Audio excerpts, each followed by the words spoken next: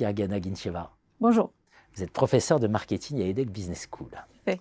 Et spécialiste de la question du genre, notamment en marketing, et spécialiste des jeux vidéo.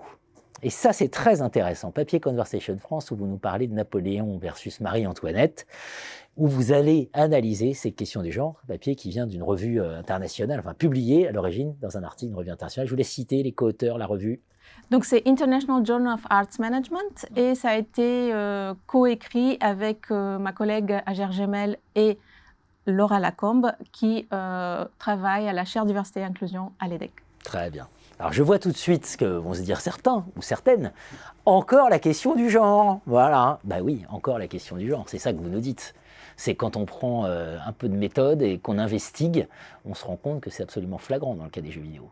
Tout à fait. Et donc là, on s'est attaqué uniquement aux stéréotypes de genre. Donc les stéréotypes, déjà, ils ne sont pas toujours négatifs.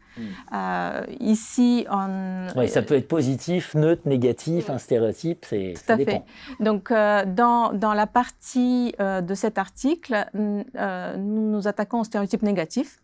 Et les stéréotypes négatifs deviennent gênants quand ils sont rattachés, quand ils définissent une catégorie de personnes qui deviennent des préjugés et qui entraînent une discrimination. Et donc, dans cet article, nous avons étudié les préjugés, les stéréotypes de genre dans le cas des jeux de role-playing games, donc c'est les jeux à scénario parce qu'il y a une narration.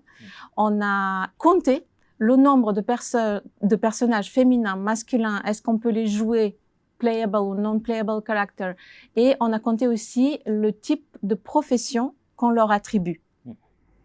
Et là, on voit en gros que les professions dites supérieures dans l'univers du jeu, enfin dans la symbolique, c'est pour les hommes.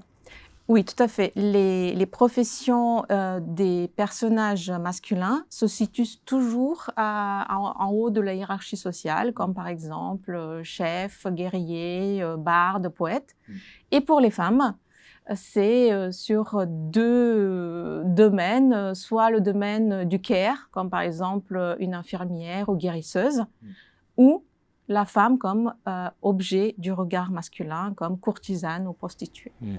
Alors là, évidemment, où c'est, j'allais dire presque problématique, c'est que comme ce sont des personnages qui sont jouables, c'est-à-dire qu'on s'identifie à ce personnage. Donc, exactement. Voilà, et c'est là qu'il y a un vrai enjeu, parce qu'on s'identifie. Alors, question, comment on sort de cette situation?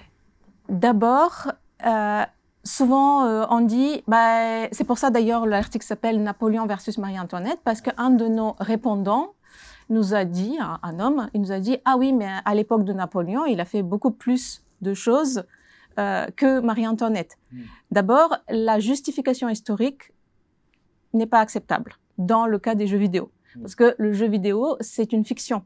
Vous avez des dragons qui volent. Pourquoi on doit faire comme dans l'histoire? Deuxième chose, souvent un argument qui arrive, oui, mais les jeux vidéo, c'est technique, c'est un métier de développement, donc les femmes sont sous-représentées. Peut-être, déjà, il faut se battre contre ça, mais surtout, pour faire un jeu vidéo, on n'a pas besoin que de développeurs. Il y a des storytellers qui peuvent être des femmes, par exemple, ou il y a plein d'autres métiers où la femme peut être représentée.